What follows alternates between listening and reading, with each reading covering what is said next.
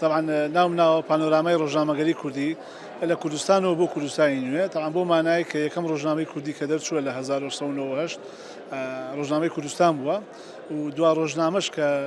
لە کوردستانە ڕۆژانە دەرچوە تا ئێستا بەردەوامە لە دوای ڕاپەڕینەوە ڕۆژنامەی کوردستانی نوێ دیارە من لەم بینەیە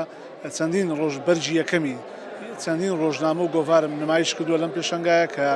جێگای خۆشحاڵیە زۆربیان هەر نەبینراون تا ئێستا من توانیمە دوای جوهدێکی 5 ساڵە و کۆی بکەمەوە و بە شانازیشەوە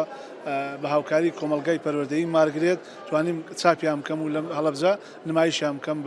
لە بەشی ڕاگەیاندن. تاوان چالاکی سێمی ئەم ڕۆمان سیمینارێکە کە بۆ خودی خۆم ئەحمەد قادر سیروانی ساز دەکرێت دەربارەی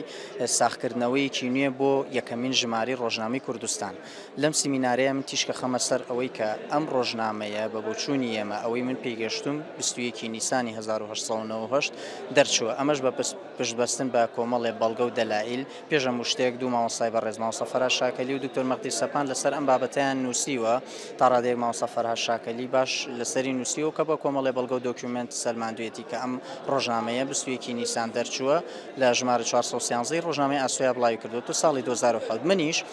بە بەراوردکردنی